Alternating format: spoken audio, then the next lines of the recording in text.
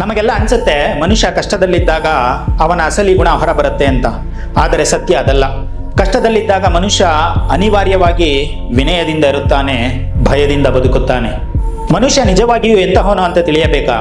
ಅವನಿಗೆ ಅಧಿಕಾರ ಕೊಡಿ, ಅವನ ಕೈಗೆ ದುಡ್ಡು ಕೊಡಿ, ಅವನಿಗೆ ಬೇಕಾದಷ್ಟು ಪವರ್ ಕೊಡಿ. Power reveals true nature.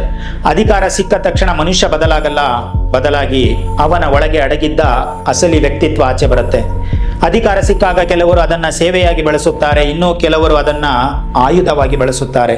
ಅಧಿಕಾರ ಬಂದ ತಕ್ಷಣ ಯಾರಾದರೂ ಗರ್ವದಿಂದ ಮಾತನಾಡುತ್ತಿದ್ದಾರೆ ಅಂದರೆ ಅರ್ಥ ಅವರು ಈಗ ಬದಲಾಗಿದ್ದಾರೆ ಎಂದಲ್ಲ. ಅವರು ಮೊದಲಿನಿಂದಲೂ ಹಾಗೆಯೇ ಇದ್ದರು, ಆದರೆ ಅದನ್ನು ತೋರಿಸಿಕೊಳ್ಳುವ ಧೈರ್ಯ ಅಂದು ಅವರಿಗಿರಲಿಲ್ಲ. ಅಧಿಕಾರ ಮನುಷ್ಯನನ್ನು ಕೆಡಿಸಲ್ಲ, ಅದು ಅವನೊಳಗಿನ ಕೊಳಕನ್ನು ಎತ್ತಿ ತೋರಿಸತ್ತೆ ಅಷ್ಟೇ. ಪವರ್ ಬಂದಾಗ ಯಾರು ತನ್ನ ಕೆಳಗಿರುವವರನ್ನು ಹೇಗೆ ನಡೆಸಿಕೊಳ್ಳುತ್ತಾರೋ ಅದೇ ಅವರ ಸಂಸ್ಕಾರ. ಇತಿಹಾಸ ಪುಟಗಳನ್ನು ತಿರುವಿ ನೋಡಿ. ದೊಡ್ಡ ದೊಡ್ಡ ರಾಜರು, ನಾಯಕರು ಅಧಿಕಾರ ಸಿಕ್ಕಾಗ ಹೇಗೆ ವರ್ತಿಸಿದರು ಅನ್ನೋದರ ಮೇಲೆ ಅವರ ಚರಿತ್ರೆ ನಿರ್ಧಾರವಾಗಿದೆ. ಅಧಿಕಾರವನ್ನ ದುರ್ಬಲರ ರಕ್ಷಣೆಗೆ ಬಳಸಿದವನು ದೇವನಾದ, ಅದೇ ಅಧಿಕಾರವನ್ನ ದುರ್ಬಲರ ತುಳಿತಕ್ಕೆ ಬಳಸಿದವನು ರಾಕ್ಷಸನಾದ. ದುಡ್ಡು ಮತ್ತು ಅಧಿಕಾರ ಅನ್ನೋದು ಮನುಷ್ಯನ ವ್ಯಕ್ತಿತ್ವದ ಎಕ್ಸ್ರೇ ಇದ್ದ ಹಾಗೆ. ನಿಮ್ಮ ಕೈಯಲ್ಲಿ ಏನೂ ಇಲ್ಲದಿದ್ದಾಗ ನೀವು ಶಿಸ್ತಿನಿಂದ ಇರೋದು ದೊಡ್ಡದಲ್ಲ, ಆದರೆ ಜಗತ್ತೇ ನಿಮ್ಮ ಕಾಲ ಕೆಳಗಿದ್ದಾಗ ನೀವು ಎಷ್ಟು ವಿನಮ್ರರಾಗುತ್ತೀರಿ ಅನ್ನೋದು ಮುಖ್ಯ.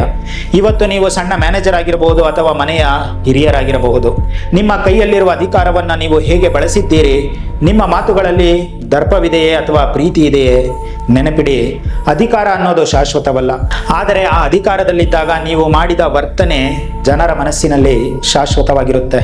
ನಿಜವಾದ ಬಲಿಷ್ಠ ಮನುಷ್ಯ ಯಾರು ಗೊತ್ತಾ? ಯಾರ ಕೈಗೆ ಅಧಿಕಾರ ಸಿಕ್ಕರೂ ತನ್ನ ಹಳೆಯ ವಿನಯವನ್ನು ಮರೆಯುವುದಿಲ್ಲವೋ ಅವನೇ ಶ್ರೇಷ್ಠ. ಪವರ್ ನಿಮ್ಮನ್ನ ಬದಲಾಯಿಸಬಾರದು, ನಿಮ್ಮಲ್ಲಿರುವ ಒಳ್ಳೆಯತನವನ್ನು ಪ್ರದರ್ಶಿಸಲು ಸಹಾಯ ಮಾಡಬೇಕು.